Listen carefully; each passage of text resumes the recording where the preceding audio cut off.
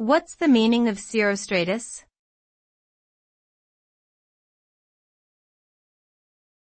Cirrostratus.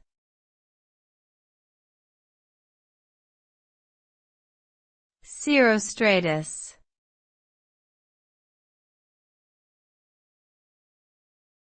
Cirrostratus.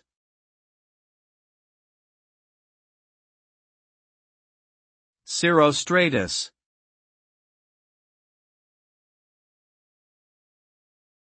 Cirrostratus is a type of cloud that forms a thin, high-altitude layer in the atmosphere.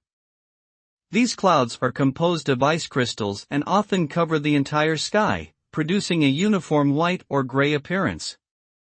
Due to their high altitude, cirrostratus clouds can indicate an oncoming storm or weather change.